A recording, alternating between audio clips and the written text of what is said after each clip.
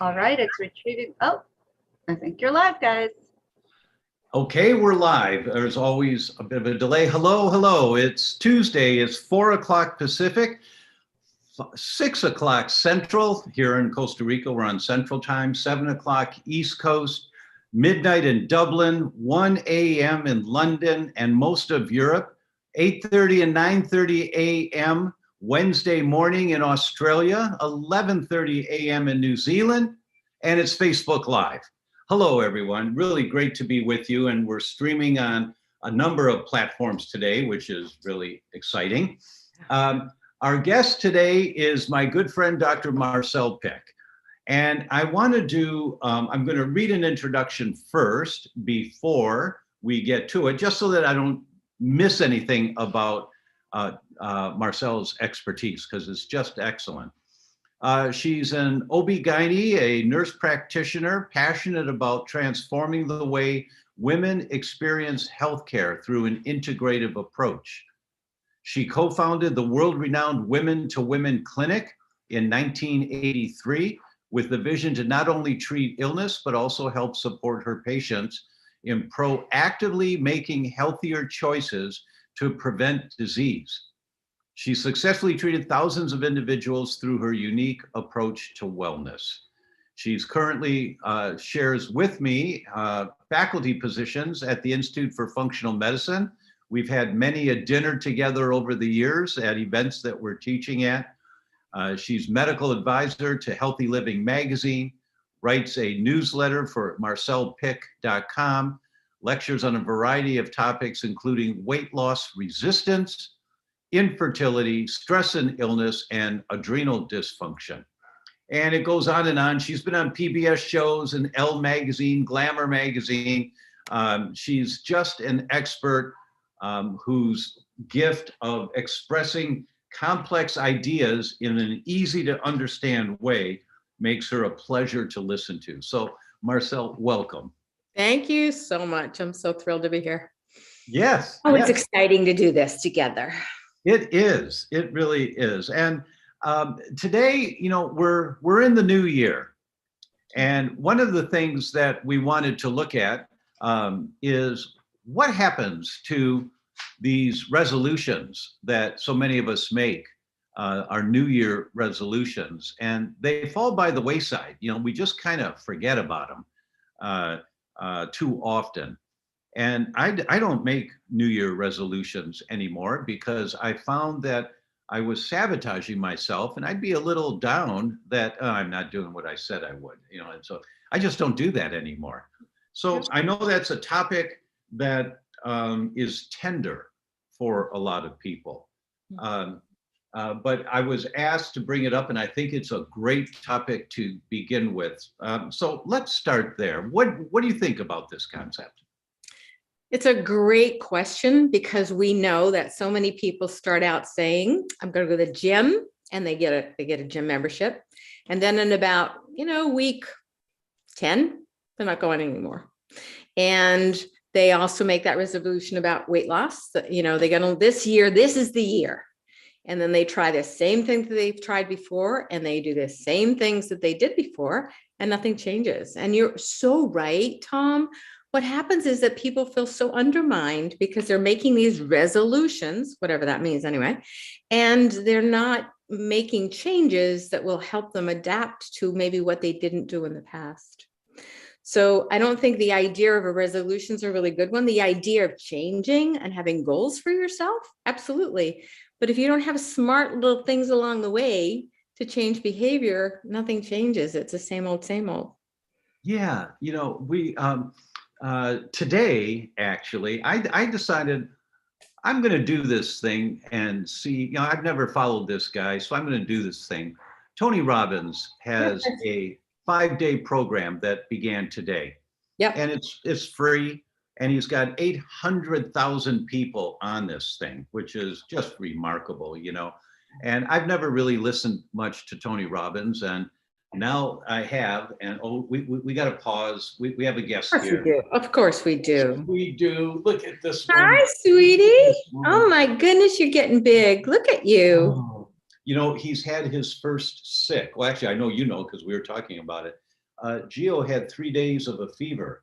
It went from about 101 to 104.7, and then it back down to 102.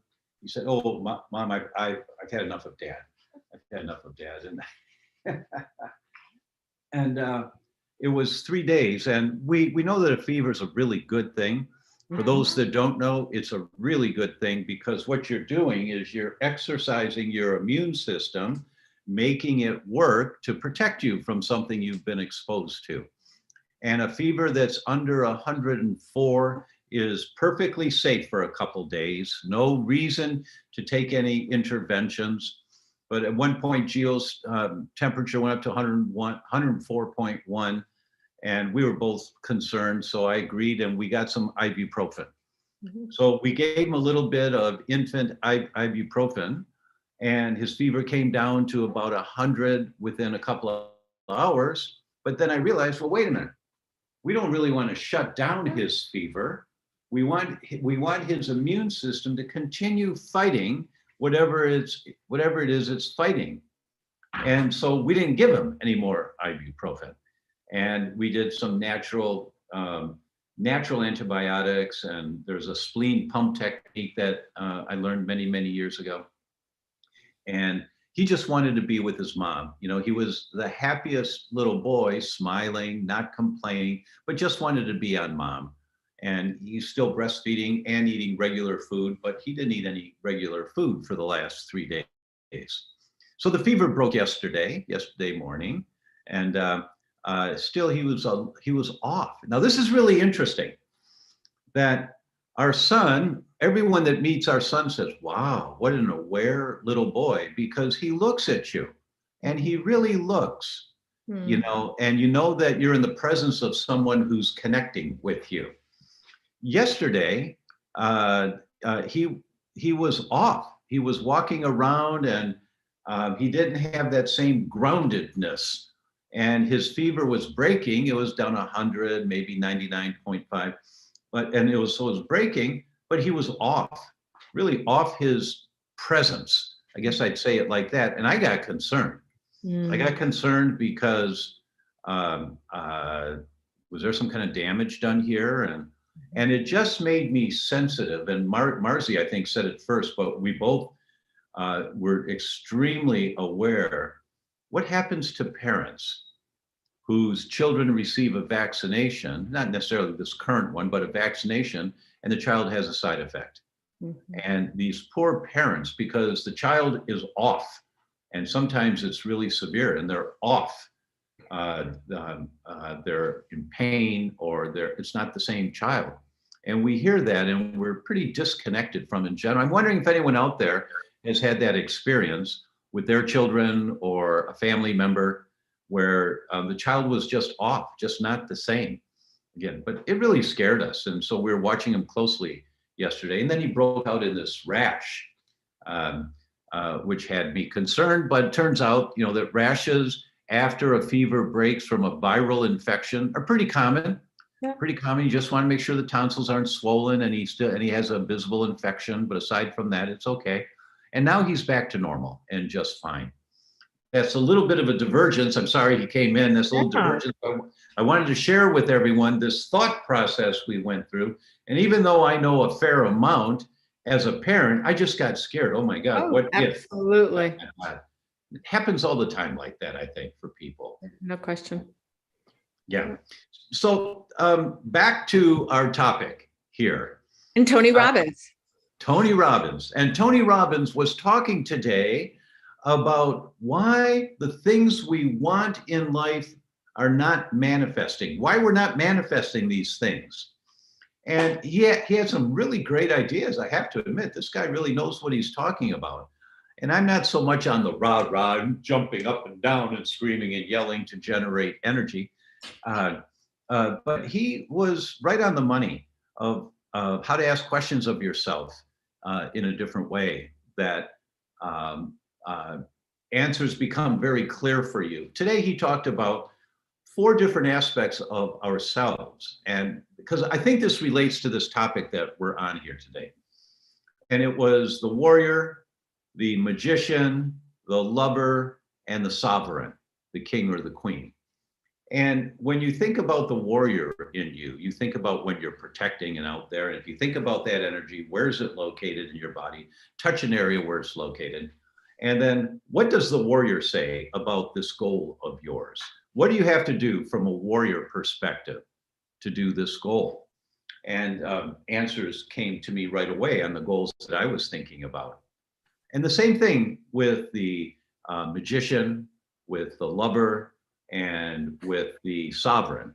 And I got 4 different views from inside my world of knowledge how to move forward on a project that I've been kind of stumped on.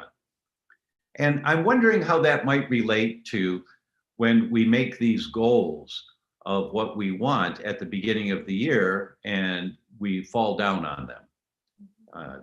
I'm wondering if we need a little bigger picture from actually inside of us, just accessing different lines of thinking inside of us. What do you think about that concept? So I love that idea. And I think that's, I've spent my career kind of helping women with many health issues, but the biggest thing for many of them is self-esteem and also weight issues. And they're very, very different than for men. And what I've come to understand after having done this for almost 40 years is that we are all different. And there is no such thing as one size fits all. And with the whole weight industry now, it's either keto or it's Mediterranean or it's this, and we're different. We need different things. And until we understand even sometimes what drives us to use food for comfort, we're never going to know the answer to that. So exactly what you're talking about, Tom, is we sometimes have to go inside or get some expertise to figure out, so what's true for me? What food plan's good for me? Is it low fat, low carb, Mediterranean? What is it? And how do I really honor my body enough so that I pay attention and be quiet? And as a culture, we don't do that. We are so busy, and we women multitask. So we've got parents, we've got kids, we've got a job, we've got relationships, we've got household stuff, and we don't very easily take the time to go inside and be quiet. And what I love about what you're talking about is taking the time to figure it out for yourself. Right, what's my truth? What's my reality? What's good for me? And also know that there are things that we do to sabotage ourselves, but we don't know it sometimes because we don't pay attention. Absolutely. In this topic that Tony Robbins was talking about today, he gave the example of Conor McGregor. And that he was called in to work with Conor McGregor after he lost a big fight. And for those who don't know, Conor McGregor is a mixed martial artist that fights hands and feet, wrestling, anything, whatever, in a cage. And he's world famous at this. And he fought a boxer, a world-renowned boxer, and they went 15 rounds and he lost, and he was very, very angry and couldn't quite focus. Brought Tony in, and Tony did this exercise of, well, you're a warrior. You're just a warrior. And Conor says, well, yeah. And he said, well, if you think about where the warrior hides inside of you, where is that? Just touch an area where your warrior is. And Conor McGregor, wherever, I don't know where. And what does the warrior say you have to do to win the rematch? And he did that. And he said, now, think about someone that you really love and you enjoy expressing love to that person. So he moved him through all 4 of these categories and actually helped this warrior of warriors, world-renowned, very famous, to understand that he's got a number of different parts to himself inside. And taking the time to listen to the different parts of himself inside of himself. They're his ideas. Nobody's telling him what to do. But taking that time, he said he felt better than he's felt since the fight. And he's got direction now. And he went out and he won the next fight as the result. So it goes along, because I'm a guy, and you tell me, well, think about your lover inside of you. I'm like, what? It's not where I go first. But in that experience, and Tony Robbins was smart enough to use a warrior of warriors as the example so that you can't disrespect Conor McGregor, right? and then the outcome of really looking inside yourself. And that's what you're talking about, is Absolutely. Yeah. listening and looking inside. Absolutely. And learning and starting to understand that we are all different, and what works for you is not going to work for me, and vice versa. And our culture as a whole doesn't do that. It's one size fits all, and it just isn't how it is. Yeah, not at all. Not at all. We have some questions that came in, so let's just get started. What gut bacteria assists with weight loss? There's no one gut bacteria that assists with weight loss. We do know that having a microbiome that's really disassembled contributes to dysfunction that can certainly contribute to weight gain. We know from doing a number of fecal transplants, they've done actual studies looking at if we change the microbiome and had the microbiome of someone that was thin and it was transplanted into somebody that was quite overweight, they lost weight.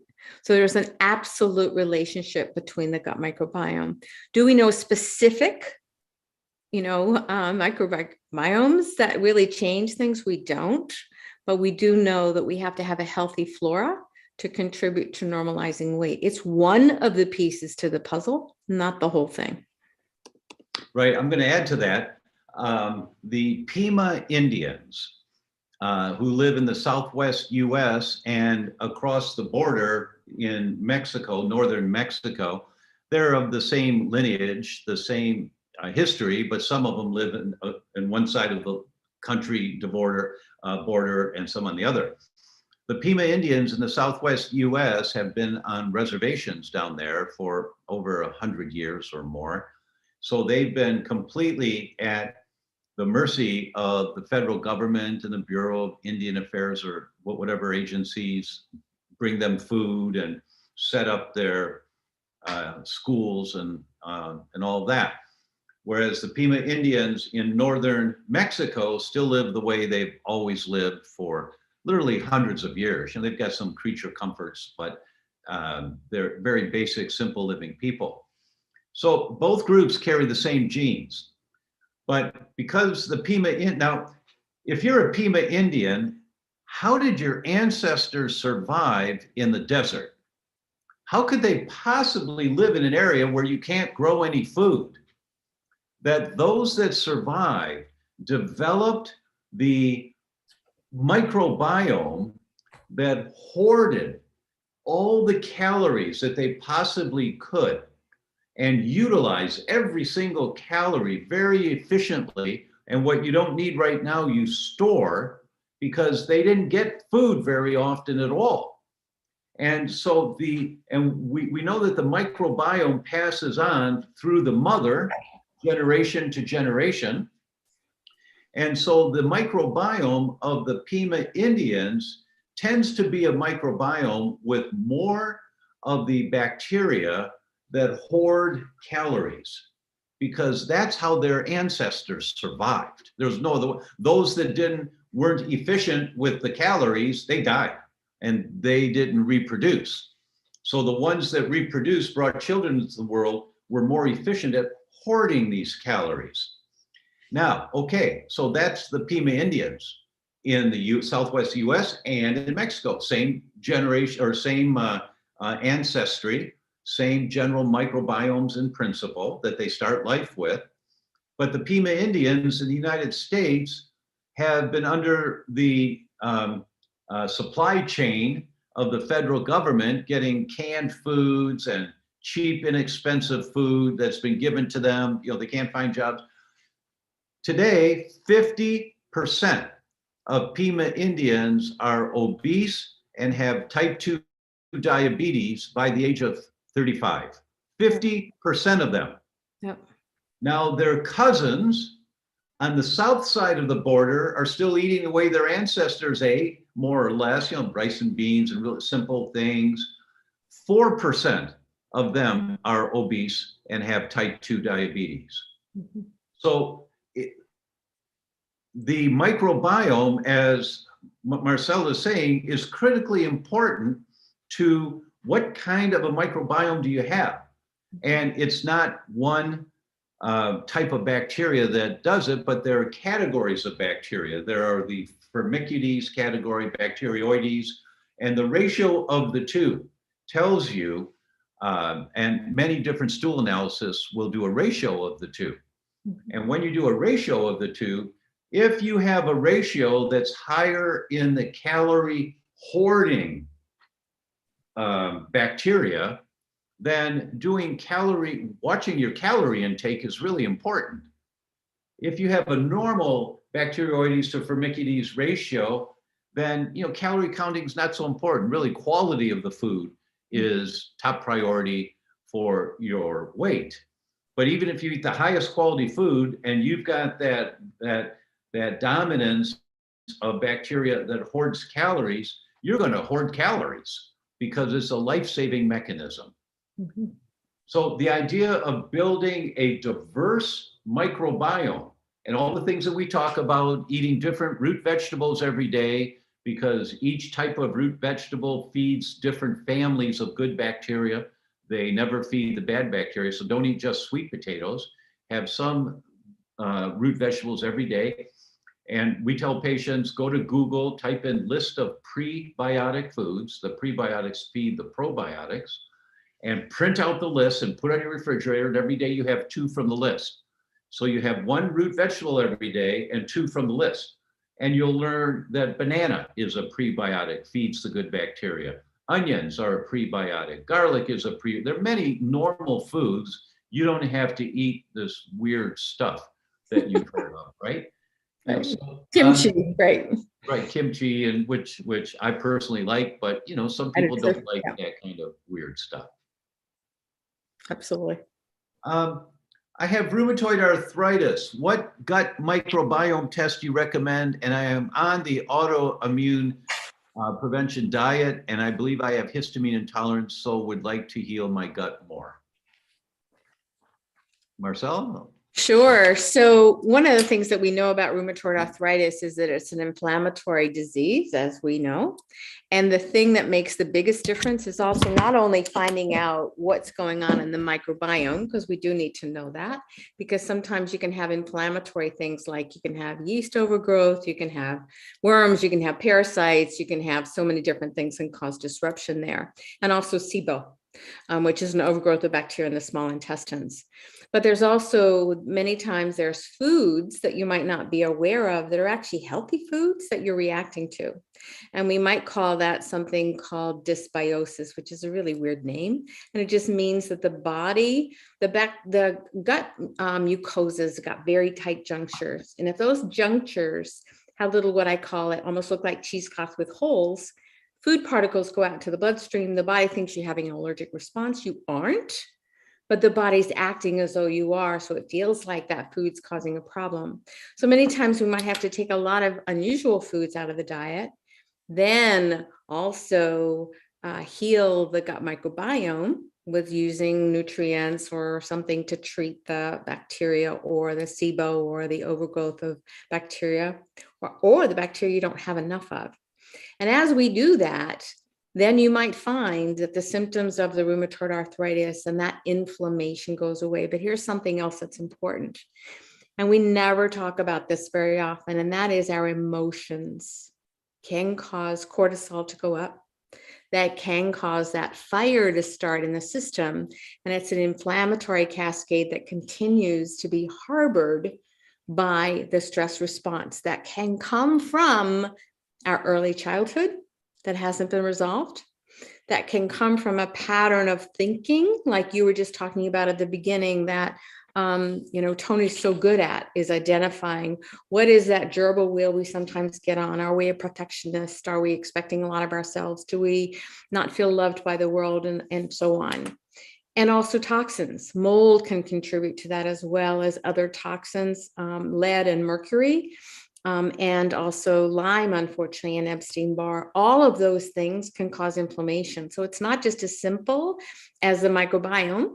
It's much more complicated than that, but it absolutely can be treated. But again, this is an individual difference. I'll see people with rheumatoid arthritis in my office, and their treatments are going to be completely different depending upon what I find.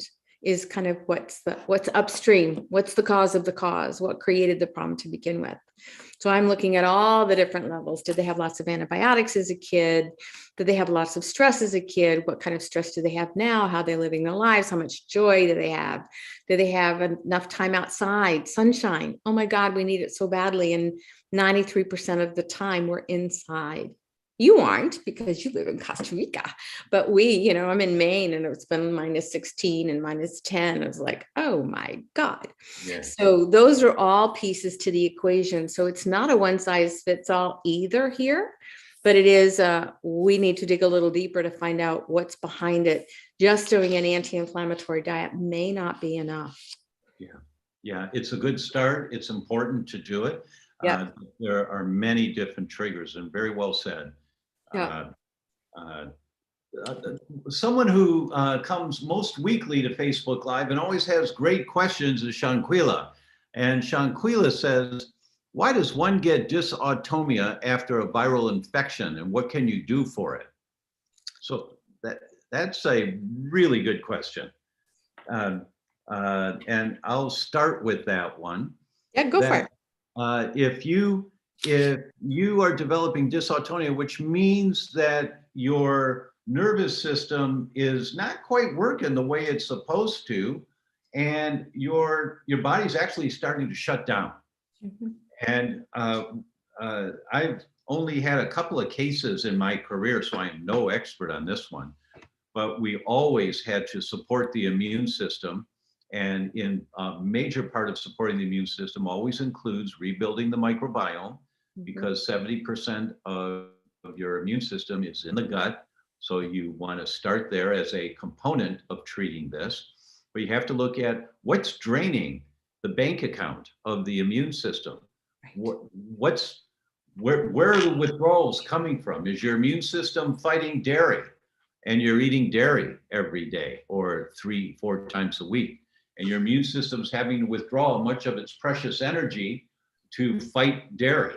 Or is there bacteria, bacterial infections? You have strep that's just hiding out in your throat, and it's not enough to give you strep throat where you're sick and you get diagnosed. But if you have high concentrations of bacteria in your body that your immune system is fighting constantly and can't quite get rid of, you have to find out, where is your immune system being compromised? That's a primary component.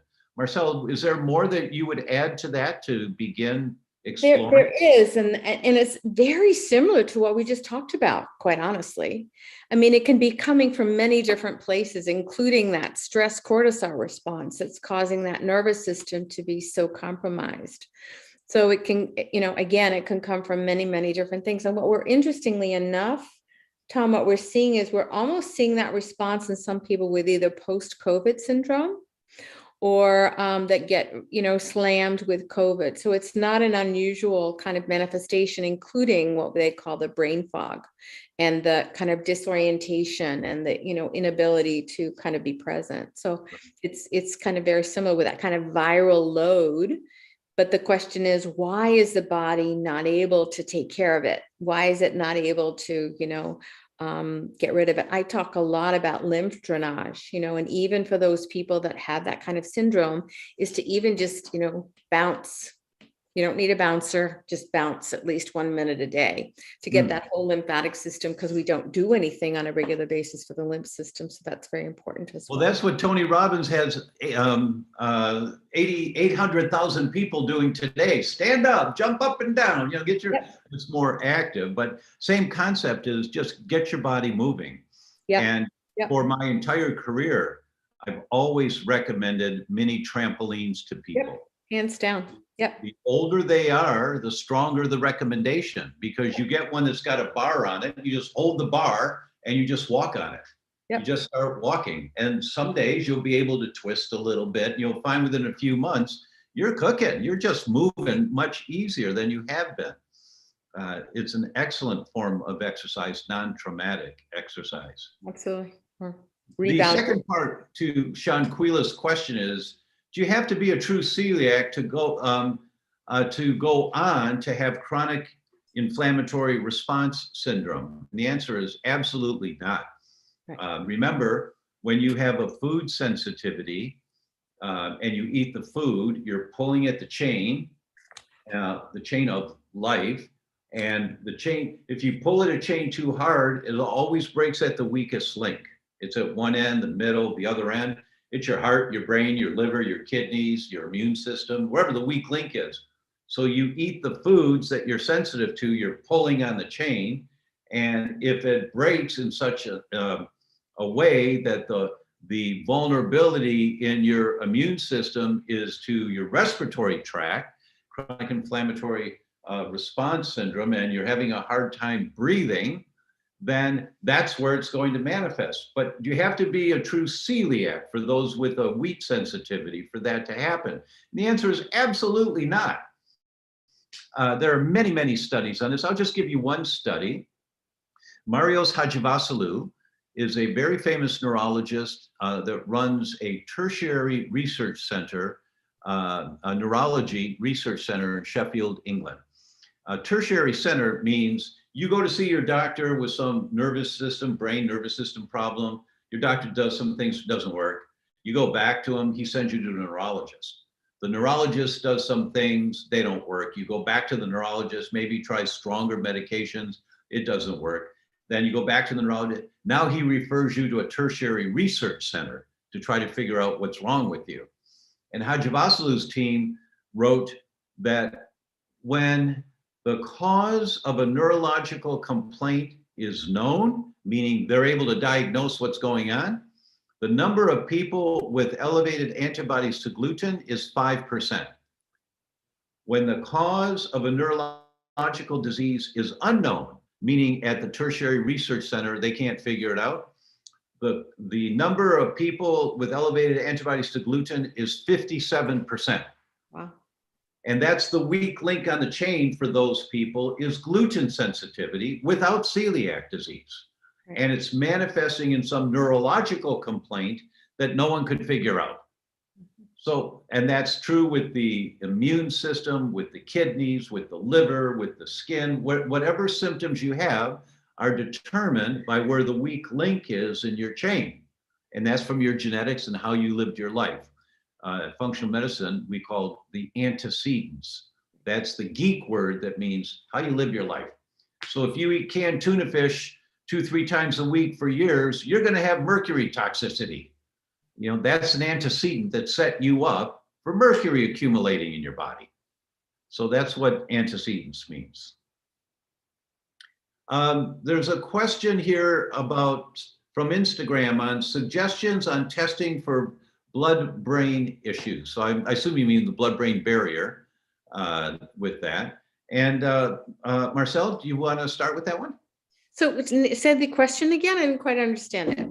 Suggestions on testing for blood-brain issues. Yeah. So here's the thing that's really interesting is that when I begin to be concerned about blood-brain issues, I'm going to be doing the same thing. I'm going to be looking at the gut microbiome, believe it or not, because there's a huge relationship between the gut and what we call the brain connection. And so I'm going to be making sure there's no SIBO. I'm going to be making sure that the whole digestive system, I'm going to be doing the same things we've talked about. Are there parasites? Are there worms? Is there SIBO there? Do they have the normal amount of bacteria that we should have? Is the balance there?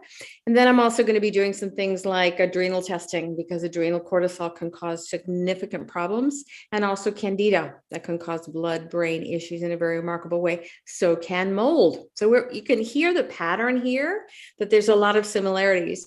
We can also have lead and mercury toxicity and arsenic. I live in Maine. We have, a lot of granite in the ground as well. So all of those things are things I'm going to be thinking about when I have somebody that's coming in with some perhaps cognitive changes. We also know that Lyme can create problems as well in regards to, the brain function. A history of herpes can do that too. So there's many different things we're going to be looking at to see what do we need to do to really help relieve some of that gut brain dysfunction that's going on, and Yeah. people can get better. That's the thing we're seeing now. For the first time in our history, we're able to see people with Alzheimer's actually get better. We've never ever seen that before, and now we're seeing that for the first time, which gives us so much hope that if you have a family history of Alzheimer's, you're not doomed to have a history of not being able to kind of think for yourself. Right, right. And the test that we recommend for this is called the Neural Zoomer Plus. Mhm. And I'm proud to say that I had a little bit to do with that test. I'm not involved with the company anyway, don't have stock. Wish I did, but I don't. But Marcy and I were here actually not about 5 years ago. She better not hear me say about, for our honeymoon. And we stayed 6 weeks because I can work anywhere if I have internet, good internet. And I read 93 research papers on the blood-brain barrier, 93 in 6 weeks. And it was a wonderful honeymoon. My wife was sunbathing, which her dream was always to get dark. She's from Poland, and so she had her alarm, and every 8 minutes it would go off, and she'd turn a quarter, and then turn a quarter, and then turn a quarter. And I'm reading these papers, and I called the lab because they had a test called the Neural Zoomer, and it looked at 8 different markers of inflammation in your brain. Mhm. And I called them and said, hey, great test, guys, but do you know about this? Or about Lyme, or about herpes? Do you know that there are, at the time, 248 articles on herpes and Alzheimer's? Right. And if you have outbreaks of herpes, your immune system is fighting it, and those antibodies can attack your brain. And so, and did you know this and this? And they said, well, no. I said, well, let me send you these papers. 8 months later, the test, the Neural Zoomer Plus, comes out, and it looks at 48 markers to your brain, inflammation in your brain, 48 markers. So if you want to know if your brain's on fire, then that's the most accurate test, most comprehensive test that you can do, the Neural Zoomer Plus. And when it comes back, if your brain's on fire, if you have inflammation in your brain, and you can't feel that until you've killed off a whole lot of brain cells, and now you start having some brain dysfunction, then the whole evaluation process that Marcelle's talking about is what comes into play. Where's it coming? Where's the inflammation coming from? Right. And you have to look at all of those different triggers of where the inflammation might be coming from. Mhm. But it's called Neural Zoomer Plus. If you Google it, you'll find it, and have your doctor order that test for you. If you've been treated for breast cancer, is there particular things to eat to promote health? Mhm. So one of the things that's very important if you have a history of breast cancer is to look at, we always think about estrogen as being the culprit in breast cancer, and everything's anti-estrogen after you have a history of breast cancer. But it's actually the way the body metabolizes the estrogen that's actually more important. So the body goes down 3 pathways, and it's what I call the good, the bad, and the ugly in my book, Is It Me or My Hormones? And the good is you want it to go down pathway 2, and you don't want it to go down pathway 16, and you don't want to go down pathway 4. And many times we may have some genetics that make it more likely for us to go down one of the other pathological pathways. So using fish oil, exercising on a regular basis, being really clean about your diet, meaning that you're using anti-inflammatory foods, that you're using some of the things that Tom was already talking about in terms of the prebiotic foods, and also that you're using things that are really, plant-based. But the other part that's important is also to know that we can use something called DIM, or indole 3-carbinol I3C, which is sulforaphane, which is from a broccoli plant. But it's about a pound of broccoli a day. It's a little hard to get that much on a daily basis. Those also help with that pathway so that you're detoxifying properly. The other part to the puzzle that's very important is to know if you're someone that detoxifies well. Now we have a phase 1 and a phase 2 in the detoxification pathway for the liver.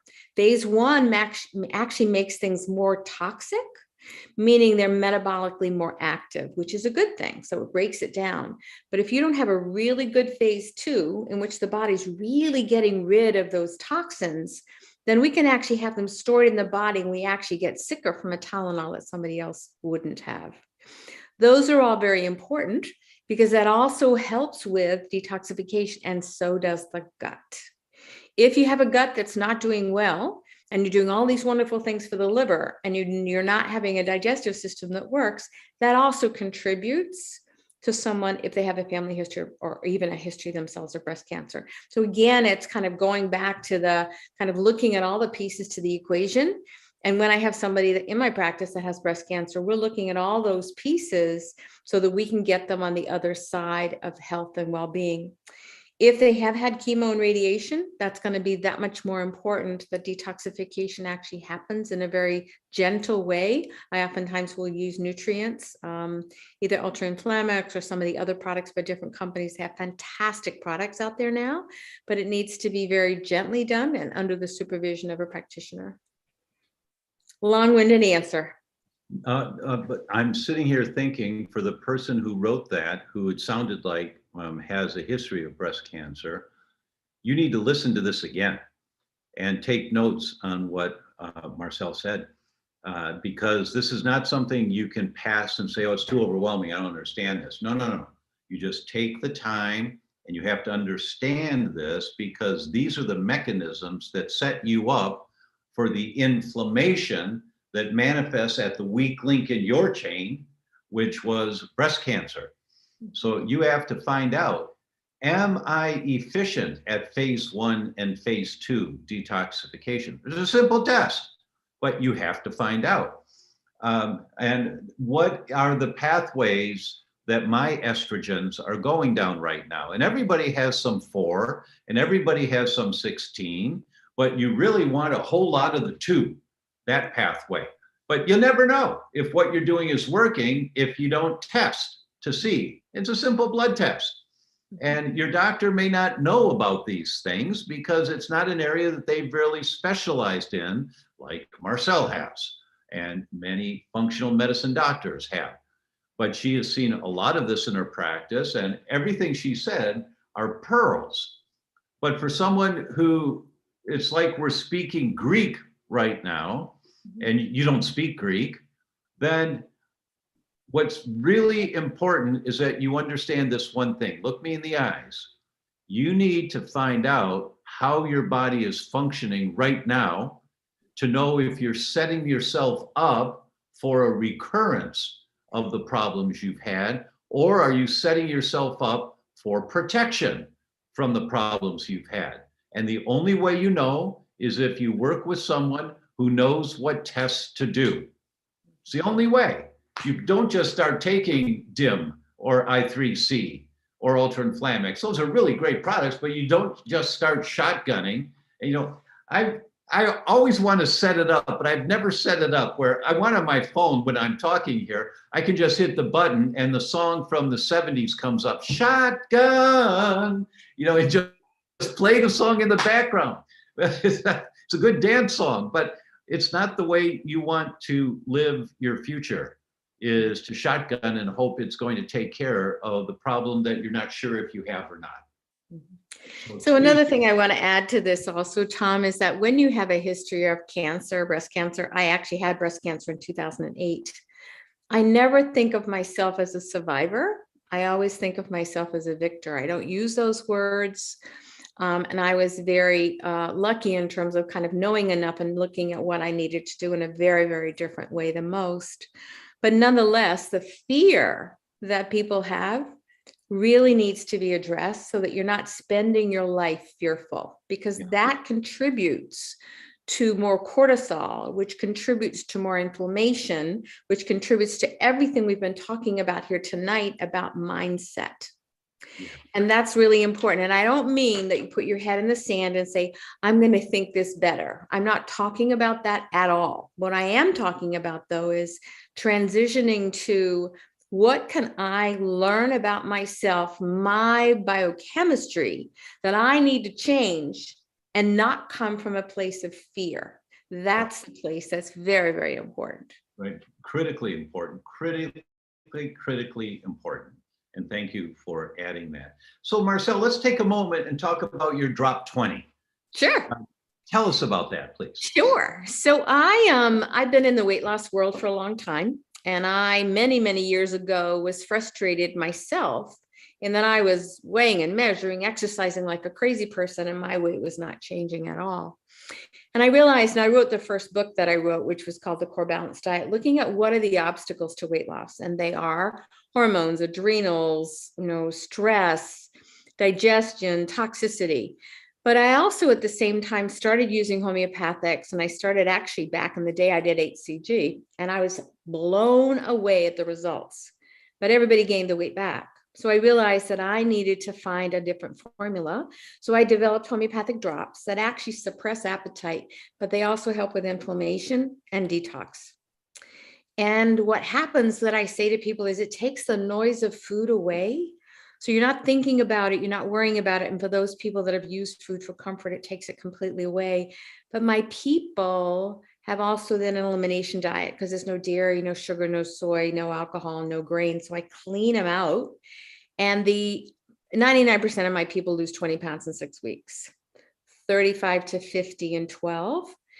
But then I do a genetic profile, and that genetic profile then tells me after the weight loss, what do they need to do now? You mean like do they carry the microbiome like the Pima Indians or not? Yes. And then the genetic profile also tells them what food plan they need. Are they Mediterranean, balanced, low fat, low carb? And the interesting thing is I very seldom see balanced. It's almost always, believe it or not, a lot of low fat, and also then Mediterranean, and then low carbs too. But I very seldom see balance. So then they know what to eat. Yes. And what I say to them is I never, ever want them dieting again, Tom. Never. I don't want them counting calories, points, worrying about food. They learn about their body, and they use the scale sometimes as their teacher to say, oh, wow, I had more sugar yesterday. I feel horrible. And look what happened now. How do I love myself enough? And how do I understand about me so that I can move forward and never, ever be in this position again? And I have women in the program that are 100 pounds overweight. Somebody last night who was on, we have about 60 hours of calls with my staff in the 12 weeks. A nutritional support. We have a person who's a behavior support, exercise, 60 hours. That's 5 hours a week. Yeah. Wow. That's great support. I have 77% of my people keep the weight off long-term, Tom. I mean, there is nothing out there like that because they're all going back to Weight Watchers, going back to Noom or wherever. My goal is that they never do that again. I want them to learn so much about themselves, that intuitive part, learning about their behavior patterns, and that drops take the noise of worry away so that they're able to see themselves lose weight. Their self-confidence comes back. The clothes are starting to fit. They have the energy they haven't had before. We've also cleaned away a lot of the foods that are causing inflammation. Blood sugars are coming down 100 points. Triglycerides coming down 200 points in the 12 weeks. It's amazing. Wow. It's just a jump start for so many people to help them get better, because food, as you know, is very seductive for many people, and so is sugar. Now, so it works well. I quite honestly didn't know what your program was. I was just asked, am I willing to support Marcelle Pick's weight loss program? Thank Absolutely. Anything that Marcelle wants. Now that you explain it, I am 110% behind you that using homeopathic remedies to quiet the noise in your brain, which is really great, allows you the freedom to really engage in this and to have the support system that you've set up over these 12 weeks. That's why your success rate is so high, right? Is because you're catching every venue, every possible place. And I'm sure this is from years of working on this and finding what worked and didn't work. I'm going to highly recommend this now that I understand more of what you're doing in this program. So anyone out there who is wanting to lose some weight, or if you have family members, please send them to the link that we've posted here and take a look at this and give yourself a treat. And you can trust me, for those who have been following me for a while, Marcelle's the real deal. We've known each other for, I don't know, Long time. 12, 15 years now. Yeah, absolutely. And she's the real deal. She cares deeply. She's wicked smart. And she's the everyday explanation of things so that people really get it. So I'm so pleased to have this tool that I could recommend our patients to who are looking to lose some weight. So that's really great to hear. Really great. Yeah, no, it's pretty amazing. And so many women, as you know, Tom, are so frustrated. They do all the right things and nothing's working, and they just give up, and they don't have to do that anymore. So it makes a big difference. Is the genetic profiling diet only accurate if you've done an elimination diet first? Absolutely not. No, your genes are your genes. It has nothing to do with any of that. So what I love about the way the genetic profile comes out, it's a 37-page report. And it also gives me sneak preview into, oh, I can see that somebody's got a sugar addiction, or that I can see that somebody uses food for comfort. It's called disinhibition. Or somebody will have food desire. They'll literally go across town 40 miles out of their way to get a particular food. So when we know that about ourselves, then we can actually have some stop gaps that really can help in regards to how do I keep this weight off. And all my people stay within 2 to 3 pounds, even if they're off program for a while, and then they come back on again. It's astounding to me. I think I'm doing everything right with my eating style, but have zero energy. I take all the supplements, I eat all the right foods, but zero energy. My labs are normal. Well, it depends on what the labs are that you're doing, because if you have adrenal dysfunction, they're not going to come up on the labs, and you can have cortisol levels that are flatlined. You could have a mold issue that causes the mitochondria to not function properly. You can have lead and mercury issues that cause that. You can have Lyme disease. I live in Maine. We have lots of Lyme here. So any of those things can cause problems with the mitochondria, and more. I mean, there's even more than that. But just saying that all the labs are normal must be unbelievably frustrating, because it isn't the case. The standard tests might be normal, your thyroid might be normal, all the standard things, but it's the cause of the cause. You need somebody that's trained in functional medicine to really look a little deeper to figure out what's going on. Osteoporosis of the spine and osteopenia of the hips recently diagnosed. I'm 76, female. Any pointers? Oh my God, yes. So with osteoporosis, you're going to still be concerned about what's caused that bone loss. I look at the microbiome of the gut. I'm looking at dietary interventions, anti-inflammatory, more protein, looking at sleep, because sleep is when we set bone down, looking at cortisol levels. You can absolutely, in your 70s, reverse osteoporosis and osteopenia. I work with someone and do their program for hormones. It's called the Bone Coach.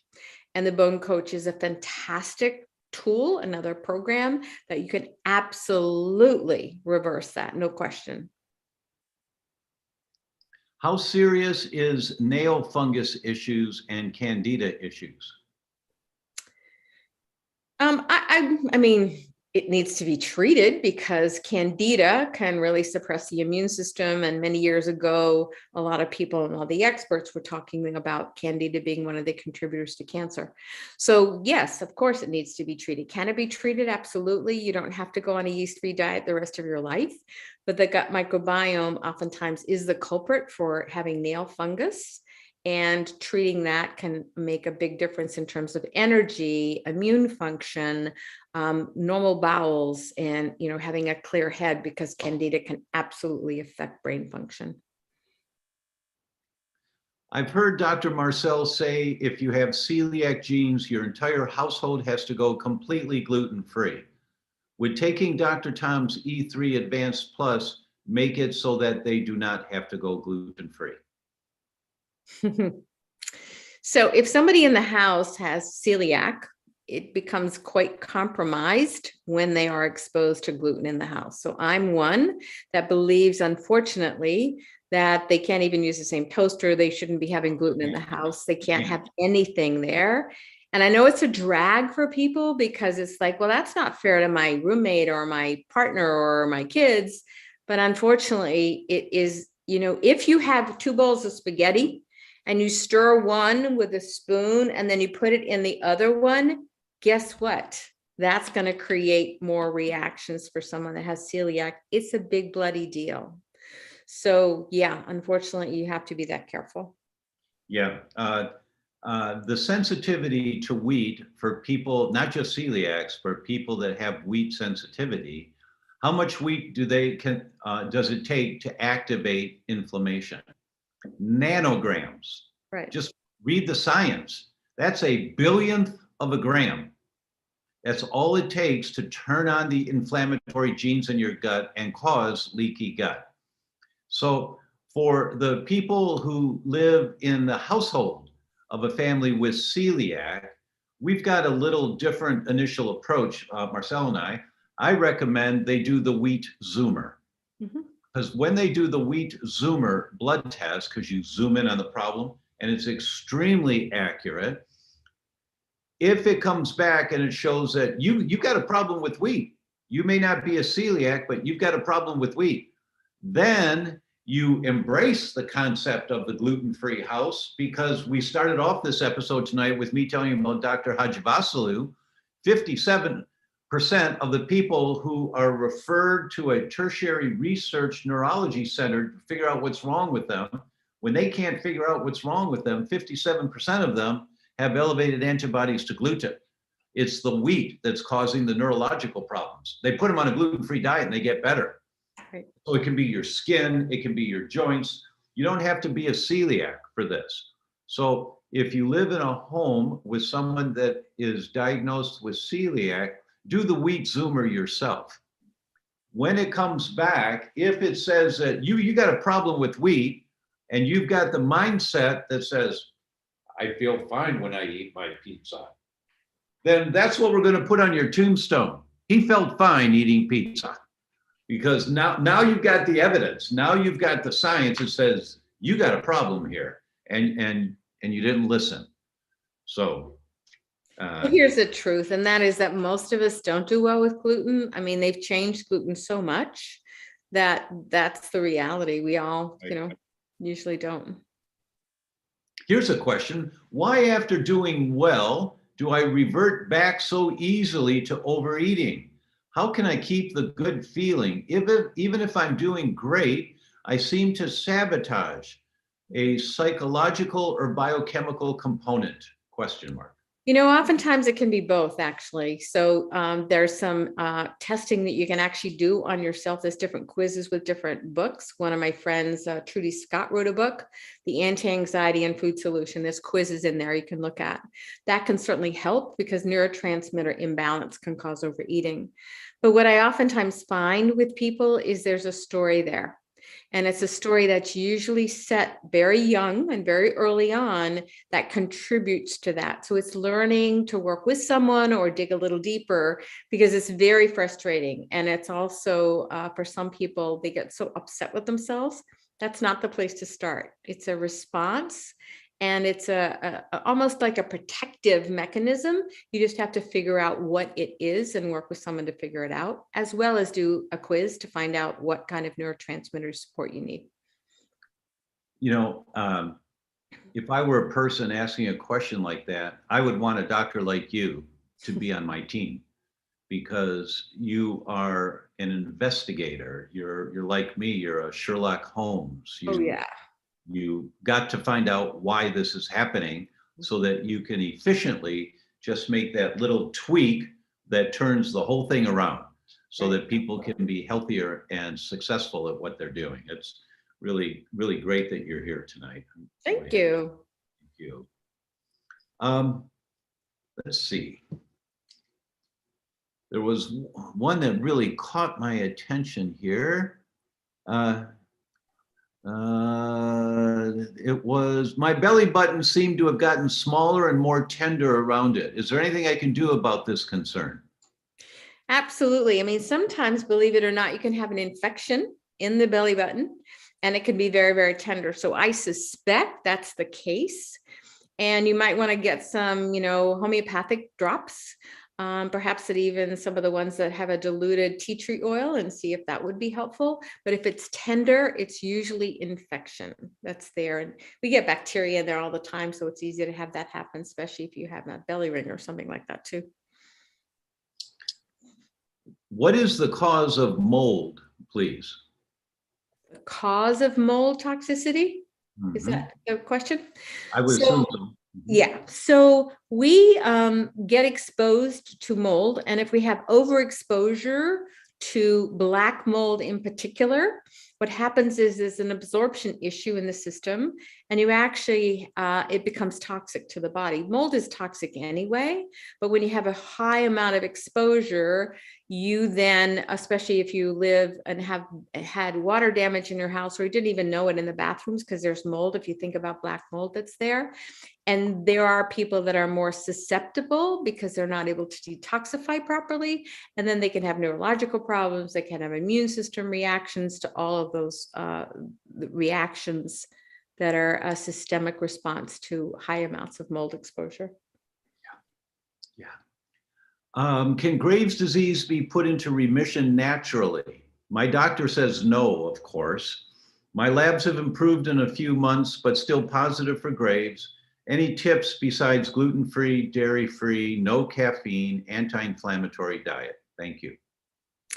Food sensitivities can be a contributor. Obviously, gluten is really, really, really important. Also, if you have a lot of chloride or chlorine in the water and you're drinking that. So all of those pieces can very much affect it. Now, in Chinese medicine, thyroid is kind of the gland of self-expression. So being mindful that many perimenopausal women are not really good about talking about how they feel, and they go into menopause and they have a voice that they didn't have before.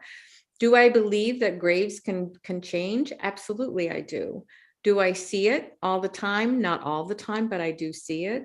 So it's really going to be important for you to work with a functionally trained endocrinologist if you can find one, or someone that's trained in functional medicine to really give you the support that you need and to really look at what are the contributing factors to that autoimmune response. As Marcelle spoke earlier, just Google BPA, bisphenol A, and thyroid.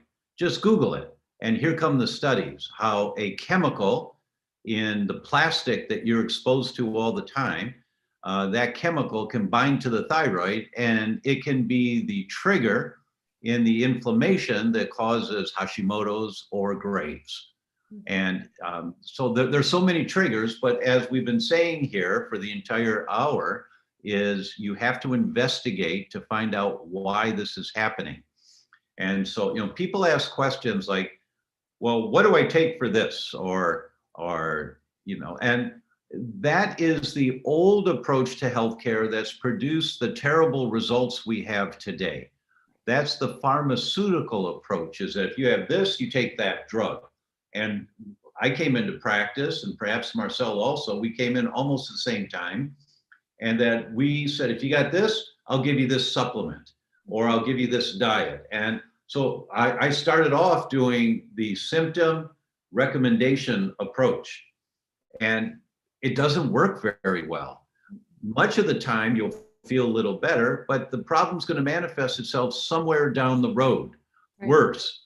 And so when I learned more about functional medicine principles and learned more about investigating and answering the question why, completely changed my practice. Absolutely. And completely changed the way I looked at healthcare. And I know I can say the same thing happened to Marcelle. Hands down, hands down. Yeah.